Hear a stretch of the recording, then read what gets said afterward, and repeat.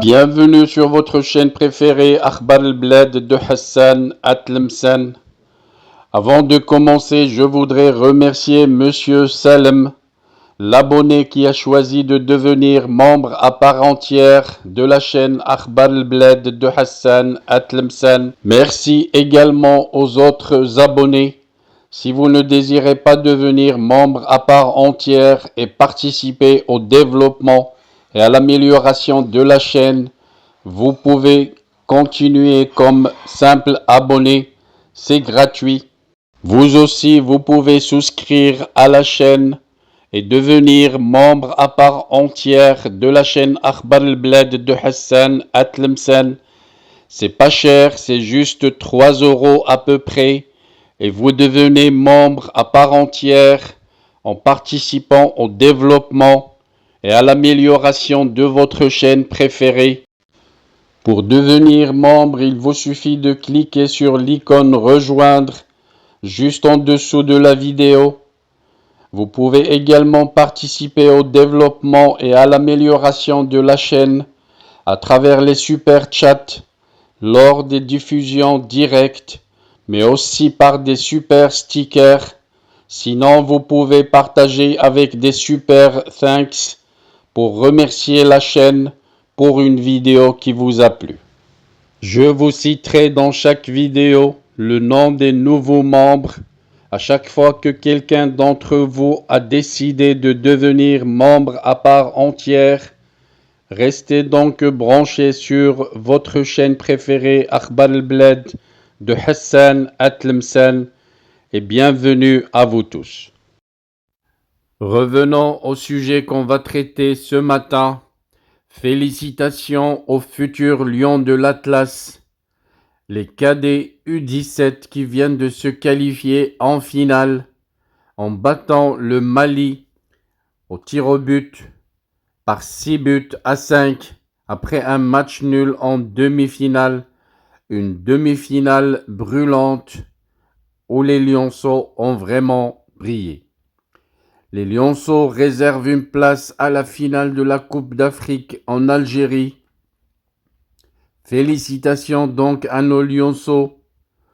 Vous vous êtes battus comme des grands.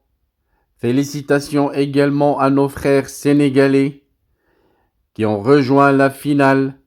Donc une finale entre deux pays frères et que le meilleur gagne.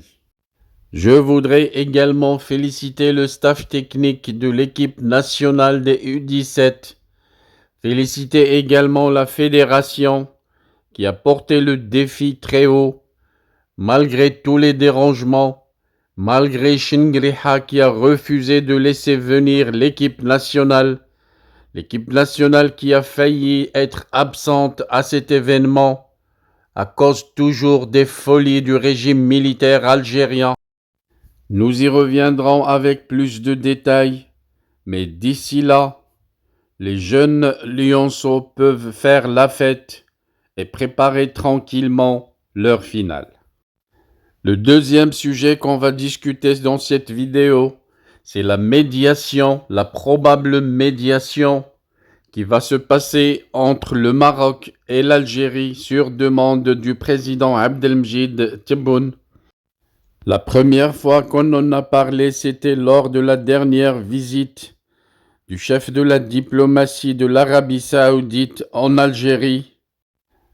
Que se passe-t-il donc au juste? Les informations citent que Abdelmjid Tebboune, le président algérien, cherche à calmer les choses et voudrait une médiation de la part de l'Arabie Saoudite.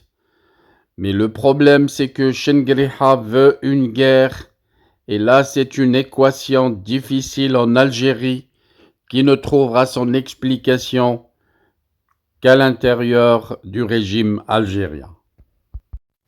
Et toujours en relation avec cette grande gestation qui se passe autour de la Ligue arabe pour assurer un retour calme de la Syrie au sein des nations arabes, des informations ont circulé sur des probables sanctions américaines contre le régime algérien au vu de certaines tractations confidentielles et secrètes que Abdelmjid Tebboune et Chingriha sont en train de faire pour normaliser avec le régime syrien. Les renseignements secrets américains ont peut-être capté des mouvements pour préparer une visite de Abdelmjid Tebboune et de Chingriha en Syrie. Feront-ils cette visite ou vont-ils y renoncer pour éviter des sanctions graves américaines? On va discuter ce sujet en détail durant cette vidéo. Que s'est-il passé au sujet de cette médiation alors? On a remarqué que l'Algérie a été complètement isolée du processus de facilitation du retour de la Syrie à la Ligue arabe. L'Arabie saoudite qui a commencé des contacts avec les pays arabes a tout fait. Elle a contacté toutes les diplomaties arabes et tous les pays arabes. Elle a discuté avec tous les chefs d'État arabes, sauf l'Algérie, bien que l'Algérie soit la présidente de la Ligue arabe en ce moment. Et donc, on a constaté un isolement total de l'Algérie. Mais une fois la décision a été prise au sujet du retour de la Syrie, c'est là que le chef de la diplomatie de l'Arabie saoudite s'est déplacé à Alger. Pourquoi donc il a choisi de se déplacer en ce moment? Et qu'est-ce qui a fait que ce déplacement du chef de la diplomatie saoudienne ait lieu en ce moment, justement? Une chose est certaine, c'est que l'Algérie, en boycottant le Maroc, elle avait l'intention de l'isoler. Mais finalement, c'est l'Algérie qui s'est isolée elle-même, car le Maroc est un chiffre difficile dans la diplomatie internationale. Le Maroc est présent partout. Il a des partenariats avec tous les pays et toutes les organisations internationales. Donc petit à petit, l'Algérie a découvert que là où elle va, là où il tente d'avoir une place, elle se heurte à son différend avec le Maroc qui bloque le processus diplomatique à chaque fois que l'Algérie tente de faire une initiative ou tente de mener un leadership international. C'est ce qui s'est passé justement au sujet du retour de la Syrie, car les pays arabes ont voulu accélérer ce processus et de ce fait, la présence de l'Algérie aurait bloqué ce processus même. Donc les pays arabes ont décidé de tout discuter sans convoquer l'Algérie qui à chaque fois essaye de bloquer en citant son différend avec le Maroc.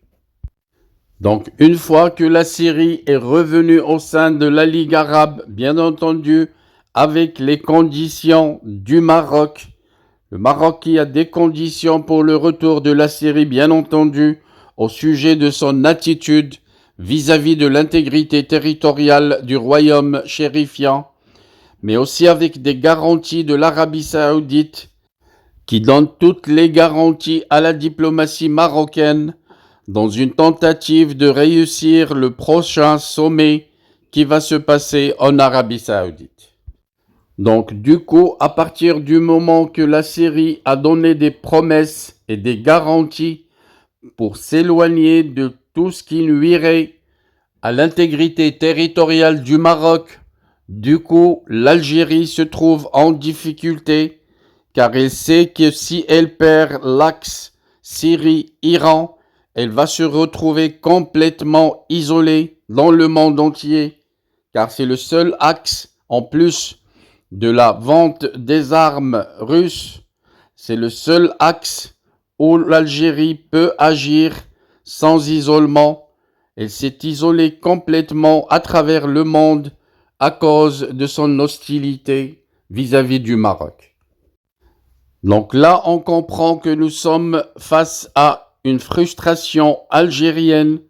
Le régime algérien se rend compte petit à petit qu'il avait tout perdu en étant hostile au Maroc, en tentant de faire la guerre au Maroc. Et le président Abdelmjid Tebboune a tout compris. Il a compris qu'il a intérêt à accepter une médiation ou même la demander s'il le faut à l'Arabie saoudite s'il veut que l'Algérie continue à exister sur les différents programmes et agendas internationaux. Donc c'est dans ce contexte que la visite du chef de la diplomatie de l'Arabie saoudite en Algérie a eu lieu et on a remarqué que suite à cette visite, il y a eu un silence anormal de la part des médias algériens, preuve qu'il y a un malaise, preuve qu'il y a quelque chose de confidentiel, des tractations confidentielles dont le régime insiste à garder secret, dans un sens que ça décidera de l'avenir de l'Algérie et l'avenir de la diplomatie algérienne. Donc ce qui s'est passé, c'est que le chef de la diplomatie de l'Arabie saoudite a pour la 3e fois exigé à ce qu'il y ait une médiation entre le Maroc et l'Algérie pour l'intérêt de l'Algérie. Le chef de la diplomatie de l'Arabie saoudite a fait un exposé sur les nouveautés qu'il y a dans l'ordre mondial, certainement pour actualiser les informations de Tebboune et du régime algérien qui continue à marcher avec un logiciel très ancien et qui apparemment n'a pas actualisé ses données. Les nouvelles données sur le plan international qui dictent que le Maroc est devenu une puissance régionale, que le Maroc est devenu un numéro très difficile dans toutes les tractations internationales et au sein de toutes les organisations internationales. Donc, le chef de la diplomatie de l'Arabie saoudite a peut-être infligé une gifle à Tebboune et l'a invité à aller expliquer à Chingriha que le monde a changé et que le comportement antipathique des militaires d'Alger ne participerait qu'à isoler l'Algérie et à la mettre de plus en plus en difficulté. Donc l'objectif du chef de la diplomatie de l'Arabie saoudite, son objectif majeur, c'est la réussite du sommet de l'Arabie saoudite qui va se tenir dans quelques semaines. Et de ce fait, il est venu sûrement exiger à l'Algérie de faire la paix avec le Maroc pour valider ce différend et le faire disparaître. Le régime algérien est donc soumis à un examen difficile et un choix très difficile et même contradictoire dans ses probables résultats, car si l'Algérie accepte la médiation et se réconcilie avec le Maroc, certainement ça sera la fin de Chingriha, dont le seul objectif et sa seule raison de vivre, c'est de menacer de faire la guerre au Maroc pour mobiliser le peuple algérien. Mais si l'Algérie refuse la médiation, ça sera la fin de Abdelmjid Tebboune qui va être obligé à s'isoler et à ne pas être présent au niveau du sommet arabe comme président. Certainement, ça va condamner son 2e mandat et sa prochaine candidature pour braguer un 2e mandat présidentiel en Algérie. Un autre impact si l'Algérie refuse la médiation, c'est qu'elle va être complètement isolée dans le monde entier. Si on sait que même l'Iran a manifesté à l'Arabie saoudite son désir de renouer ses relations diplomatiques avec le Maroc, car l'Iran aussi a découvert l'importance du Maroc sur l'échiquier international et son influence sur les différentes décisions prises, que ce soit au niveau des Nations Unies ou autres organisations internationales. L'Iran a découvert ces dernières années que le lobby marocain est très puissant. L'Iran a peut-être senti que le lobby marocain s'est même infiltré au sein de lobbies très puissants qui sont hostiles à l'Iran, à savoir le lobby juif, le lobby américain et des lobbies européens, où le Maroc a son mot à dire grâce à sa diplomatie internationale, mais aussi grâce à la diaspora marocaine présente partout à travers le monde et qui continue à avoir une allégeance envers son pays d'origine. Donc en ce moment, Tebboune et Chingriha sont tous les deux dans une impasse. On va suivre avec prudence ce qui va se passer dans les jours à venir. Mais surtout, le Maroc doit rester très prudent car tout peut arriver avec les folies de Chingriha qui peut faire un coup de tête et déclencher un incident militaire pourrait tenter de brouiller les cartes pour assurer sa survie. Il faut également rester prudent vis-à-vis des services secrets algériens qui pourraient tenter une ruse pour brouiller les cartes sur le plan diplomatique. Donc vigilance, vigilance à la diplomatie marocaine, vigilance aux services de renseignement marocains et vigilance également aux forces armées royales marocaines, car il y a un coq égorgé qui fait sa danse en ce moment, une danse qui risquerait d'être suicidaire et à laquelle il faut apporter la vigilance totale. C'est donc la haute tension au niveau du régime algérien très perturbé. Le régime algérien qui ne sait plus quoi faire à l'approche de ce sommet arabe qui va se passer en Arabie Saoudite. Abdelmjid Tebboune ira-t-il à ce sommet ou ça sera Chingriha qui va y aller, car tout le monde sait que c'est Chingriha qui est le vrai président de l'Algérie et qui dirige le pays avec une main en fer. Et si Chingriha empêche Abdelmjid Tebboune d'y aller, l'Algérie fera face à beaucoup de difficultés sur le plan international, car ça sera une offense au régime de l'Arabie Saoudite, ça sera une offense à toutes les nations arabes, mais ça sera aussi comme si l'Algérie est contre le retour de la Syrie au sein des nations arabes unies, surtout que l'Algérie est maintenant présidente d'honneur de cette Ligue arabe. Une situation embarrassante et le grand embarras est surtout dans la présence probable du roi du Maroc à ce sommet. Que feront donc les décideurs du régime algérien face à cet examen qui s'approche? Une vraie douche froide les attend, quelle que soit leur option et quel que soit leur choix. Ce sont eux qui se sont mis dans l'embarras en étant hostiles au Maroc, qui leur a toujours tendu la main, en étant hostiles au roi du Maroc, qui a toujours tendu la main au président Abdelmjid Tebboune. Un régime algérien irresponsable qui s'est mis dans une situation difficile. Une situation qui sera d'autant plus difficile si l'on sait que les États-Unis gardent l'œil sur ce régime algérien et contrôlent avec prudence son rapprochement avec le régime de Bachar al-Assad. Les États-Unis qui sont pour le peuple syrien et pour la stabilité en Syrie, mais qui voient d'un très mauvais œil le régime de Bachar al-Assad, très proche du clan de la Russie.